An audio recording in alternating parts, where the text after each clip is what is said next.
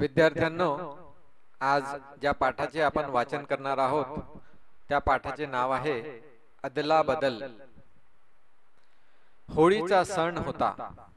सायंकाळची वेळ होती। गावातली काही मुले निंबाच्या झाडाखाली जमली होती।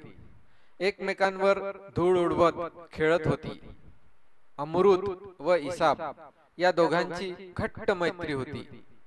ते दोघेही तेथे हातात हात घालून आले व त्यांच्या बरोबर खेळू लागले। आजच शिवून आणलेले नवे कपडे दोघांनी घातले होते। दोघांचे कपडे, रंग, आकार व कापड सर्व दृष्टींनी अगदी सारखे होते। दोघेही एकाच शाळेत एकाच वर्गात होते। दोघांची घरेही रस्त्याच्या कोपऱ्यावर समोरासमोर होती। थोडक्यात म्हणजे दोघा मुलांची प्रत्येक गोष्ट सारखी होती। फरक फक्त इतकाच होता की अमृतला आई वडील होते, इसाबला फक्त वडील होते। दोन्ही मुलं आली, खाली रस्त्यावर बसली।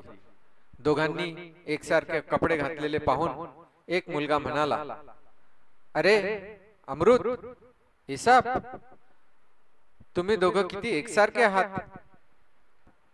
यावरून दुसऱ्या एका व्रात्य मुलाला एक खोडकर कल्पना सुचली। अरे तुम्ही दोघे कुस्ती का नाही लढत? म्हणजे तुम्हा दोघांची ताकदही एकसारखी आहे की एक जण दुसऱ्यापेक्षा वरचढ आहे ते तरी आम्हाला बघायला मिळेल। पहिल्या मुलाला ही कल्पना आवडली।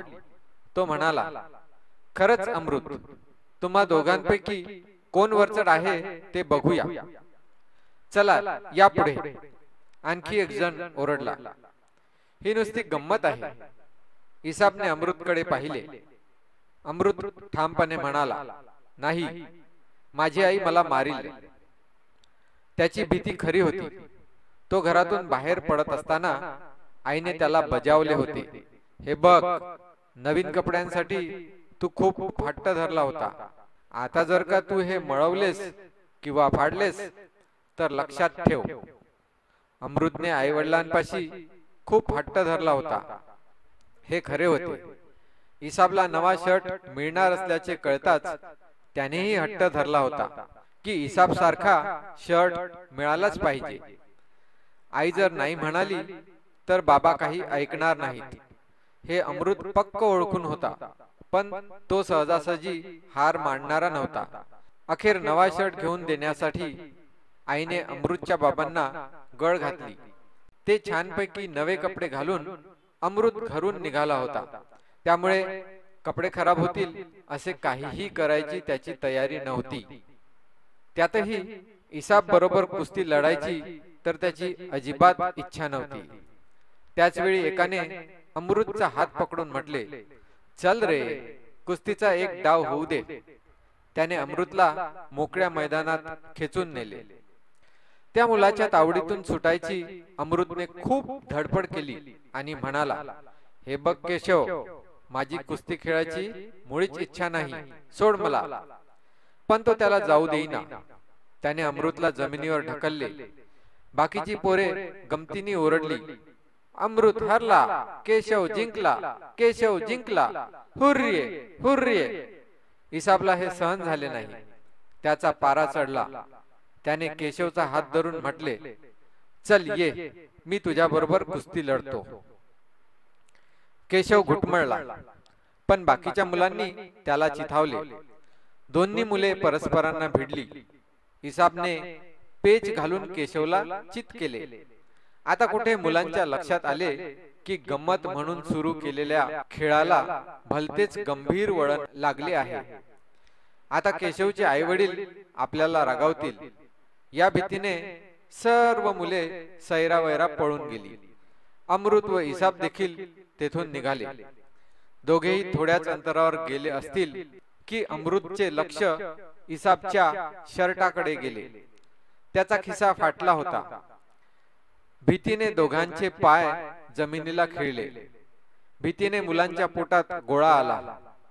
पुढ्यात काय वाढून ठेवले आहे याची त्यांना कल्पना आली।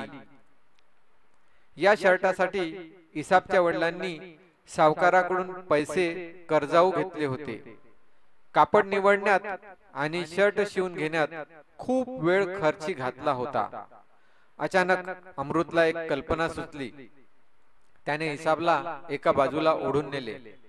स्वतःच्या शर्टची बटणे काढत अमृत म्हणाला, चल लवकर, काढ तुझा शर्ट. हा माझा शर्ट घाल.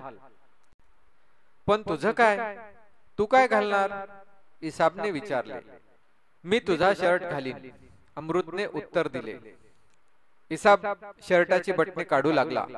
शर्टांची अदलबदल. पण त्याने काय होणार, तुझे बाबा तुला मार देतील. खरंय, ते मला मारतील, पण मला वाचवायला आई आहे, अमृत उत्तरला. इसाब घुटमळला. त्याच वेळी त्याला कुणाच्या तरी खोकण्याचा आवाज जवळून ऐकू आला. दोघा मुलांनी झटपट शर्टांची अदलाबदल केली आणि गल्ली बाहेर आली. मग सावकाश घराकडे चालू लागली. भीतीने अमृतच्या छातीची धडधड वाढली होती. पण त्याचे नशीब चांगले होते. तो होळीचा दिवस होता. त्या दिवशी झोंबाझोंबी होणार हे ठरलेलेच असते. अमृतच्या आईने जेव्हा त्याचा फाटलेला शर्ट पाहिला तेव्हा तिने फक्त कपाळाला आठ्या घातल्या आणि त्याला माफ करून टाकले. सुई दोरा घेऊन तिने त्याचा फाटलेला शर्ट शिवून टाकला. मुलांची भीती गेली. दोघेही पुन्हा हातात हात घालून बाहेर होळी पेटवली होती ती बघायला निघाले. शर्टाची अदलाबदल केल्याची एका मुलाच्या लक्षात आले.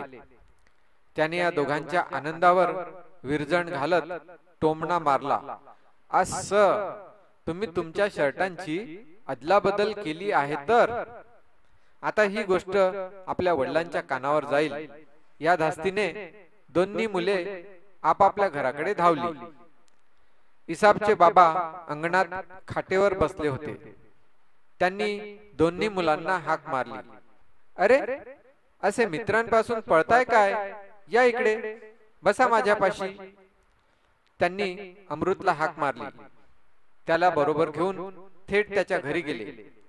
त्यांनी अमृतच्या आईला हाक मारली. ती घरातून बाहेर आली. हसन भाई म्हणाले, भाभी, आजपासून तुमचा हा अमृत माझा मुलगा बरं का? ती हसत म्हणाली, काय झालं हसन भाई? अहो, तुम्हाला एका मुलाकडे बघायला होत नाही तर या दोघांकडे कसे बघणार? भाभी, अमृत सारखी एकच काय, अनेक मुलं असली तरी त्या सर्वांना वाढवायची माझी आजपासून तयारी आहे. हसन भाई भाऊकपणे दाटून आलेल्या गळ्याने म्हणाले. हसन भाई वहिनींना म्हणाले, या मुलांना गल्लीत शिरताना मी बघितलं होतं. ती काय करतायत हे बघण्यासाठी मीही तिथे गेलो. हसन भाई काय सांगत आहेत ते ऐकायला शेजार पाजारच्या बायकाही तिथे जमल्या. या मुलांनी आपापल्या शर्टांची अदलाबदल कशी केली हा प्रसंग सांगायला हसनबाईंना फार वेळ लागला नाही. ते सांगून ते पुढे म्हणाले, इसाबनं अमृतला विचारलं की तुझ्या बाबांनी तुला मारलं तर? यावर अमृत काय म्हणाला, ठाऊक आहे? तो म्हणाला, मला वाचवण्यासाठी माझी आई आहे. किती खरं आहे. अमृतच्या उत्तरानं माझ्यात बदल केला आहे. महत्व कशाला आहे हे त्याने मला शिकवलं. अमृत व इसाबच्या परस्परांवरील प्रेमाची गोष्ट ऐकून सर्वजण हेलावून गेले.